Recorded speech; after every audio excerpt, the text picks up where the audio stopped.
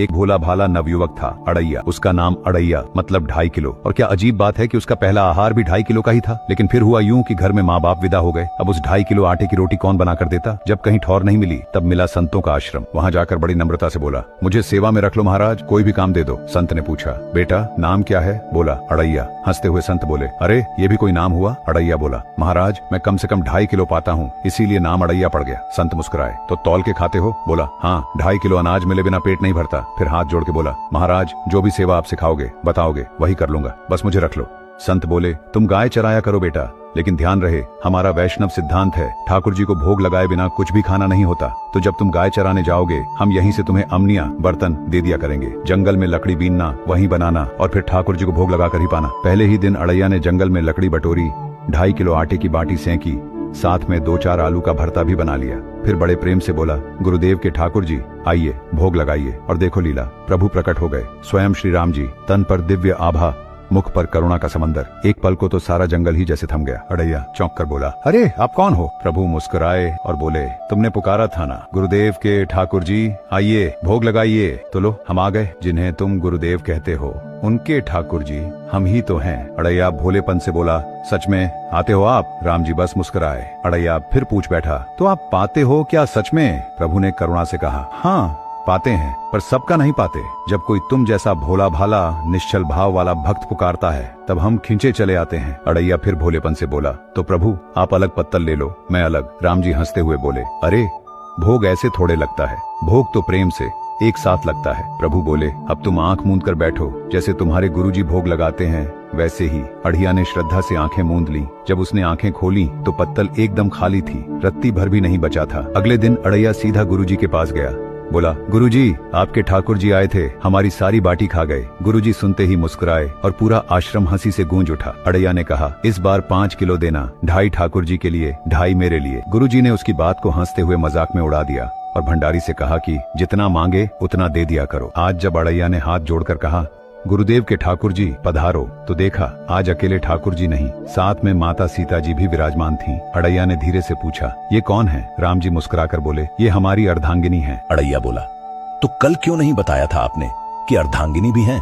ये भी तो पाती हैं। राम जी बोले, हमारे जैसा ही पाती हैं। प्रभु आराम से बैठ गए और सिया जी तो खुद स्वाद वखान करके पाने लगी। जानकी जी के मुख से ऐसी करुणा, ऐसा वात्सल्य बरस रहा था कि अड़ैया कुछ कह ही नहीं पाया, बस देखते रह गया। गुरुजी से जाकर बोला, गुरुदेव आज 7.5 किलो देना। गुरुजी बोले, 7.5 क्यों? अड़ैया ने कहा, आपके ठाकुर जी की पत्नी भी तो है ना, आज दोनों आए थे। किसी को विश्वास नहीं हो रहा था। गुरुजी ने सोचा, बहुत सीधा है यह, कैसी अनाप शनाप बातें करता है। अगले दिन जब उसने भोग बनाकर ठाकुर जी को पुकारा, गुरुदेव के ठाकुर जी पधारो, पुकारते ही प्रभु आ गए, साथ में सिया जी और इस बार लखन जी भी। अड़ैया देखता ही रह गया। पूछा, ये कौन है? प्रभु बोले, छोटे भाई हैं, लक्ष्मण। अड़ैया बोला, अरे पहले ही बता देते कि परिवार में कितने लोग हैं, तो हम उसी हिसाब से बना लाते। राम जी ने इशारों में लक्ष्मण जी से कहा, बहुत सरल भक्त है, चुपचाप पा लेना। राम जी, सिया जी और लक्ष्मण जी प्रेम से पाते गए और अड़ैया बस उन्हें निहारता रहा। अगले दिन अड़ैया बोला, गुरुजी आज 10 किलो आटा चाहिए। गुरुजी ने चौंक कर पूछा, 10 किलो? वो क्यों? अड़ैया बोला, इस बार आपके ठाकुर जी, उनकी अर्धांगिनी और उनके छोटे भाई भी साथ में आए थे। इस बार गुरुजी के मन में शंका हो गई। फिर सोचने लगे कि अगली बार ऐसा बोला तो देखना ही पड़ेगा। इस बार जब अड़िया गाय चराने गया तो मन ही मन सोचने लगा, कहीं आज भी कोई नया आ गया तो। आज वह बिना भोग लगाए ही हाथ जोड़ के बोला, गुरुदेव के ठाकुर पधारो। जब उसने आंखें खोली तो देखा ठाकुर जी के संग एक विशाल रूप प्रकट हुआ, गदा लिए हुए, अरुण वर्ण शरीर, मुखमंडल पर तेज ऐसा कि आंखें झुक जाएं। अड़ैया कांप गया। पूछा, ये कौन? राम जी मुस्कुराए, ये हमारे सेवक हैं हनुमान। प्रभु ने देखा इस बार कुछ बना ही नहीं था। अड़ैया ने मासूमियत से कहा, प्रभु आपके साथ पत्नी भी है, सेवक भी हैं, इतने दिन से हम ही पका रहे थे। हम चाहते हैं कि आज आप बनवाओ, खुद भी खाओ और हमें भी खिलवाओ।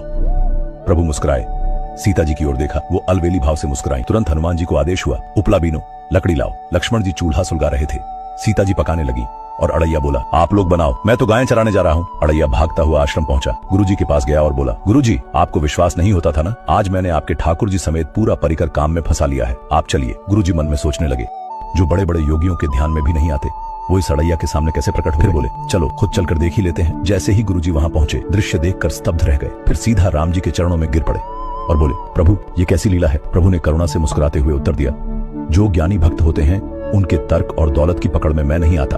जो विद्वान हैं उनकी विद्वता मुझे छू भी नहीं सकती, लेकिन जो दीन हैं, भोले हैं, निर्दोष भाव से पुकारते हैं, उनके सामने मैं अपनी सारी दिव्यता, अपनी सारी महानता लुटा देता हूं। निष्कर्ष, ना जप, ना तप, ना ग्रंथ का ज्ञान चाहिए। जब भाव निश्चल होता है तो प्रभु स्वयं रिझ जाते हैं। कहानी अगर अच्छी लगी हो तो राधे राधे लिखना न भूले।